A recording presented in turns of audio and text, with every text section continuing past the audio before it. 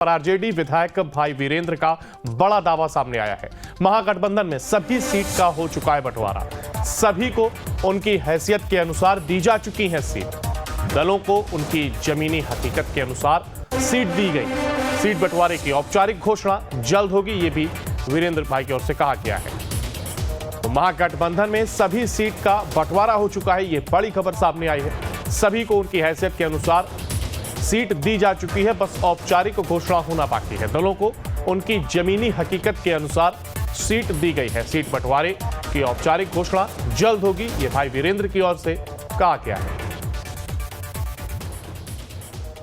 Seat बंटवारा हो चुका है। आप लोग को पता चले जब आपके यहाँ जाएगा। हमारे यहाँ कोई लड़ाई नहीं है, ये लड़ाई केवल गोदी मीडिया लड़वाते रहता है। हमारे यहाँ एकदम स्मूथली सारे सीटों पर बंटवारा हो चुका है और जिसकी जमीनी हकीकत है उसको सीट मिल चुका है। तो महागठबंधन में सभी सीट का बंटवारा हो चुका है और जल्द इसकी घोषणा भी की जाएगी। भाई वीरेंद्र की ओर से बड़ा दावा किया गया है। दलों को उनकी जमीनी हकीकत के अनुसार उन्हें सीट दी गई है। सीट बंटवारे की औपचारिक घोषणा भी जल्द होगी। तो आरजेडी विधायक भाई वीरेंद्र का यह बड़ा दावा सामने आया है। और इसी खबर पर हमारे साथ हमारे संवाददाता उत्कर्ष कुमार हमारे साथ लाइव जुड़ गए। उत्कर्ष, देखिए अब ये बयान सामने आया है और कहा जा रहा है कि महागठबंधन में सीट का बंटवारा हो चुका है और बहुत जल्दी औपचारिक घोषणा भी हो जाएगी।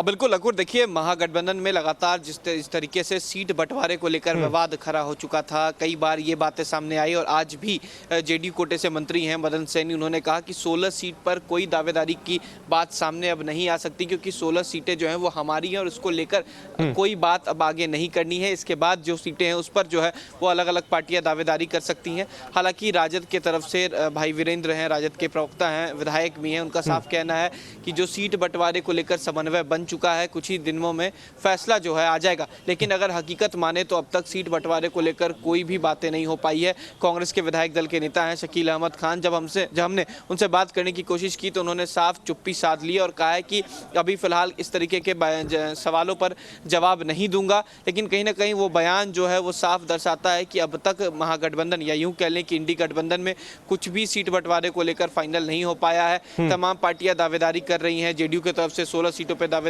है।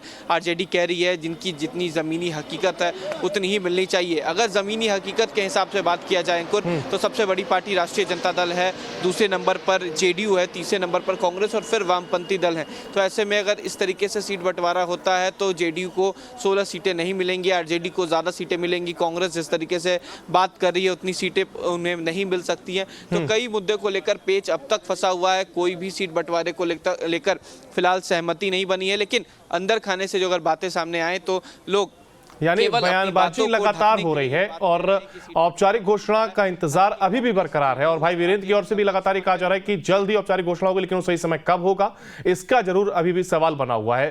उत्कर्ष साहब बने रहिए हमारे साथ, आगे भी आपसे अपडेट लेंगे। और देखिए फिलहाल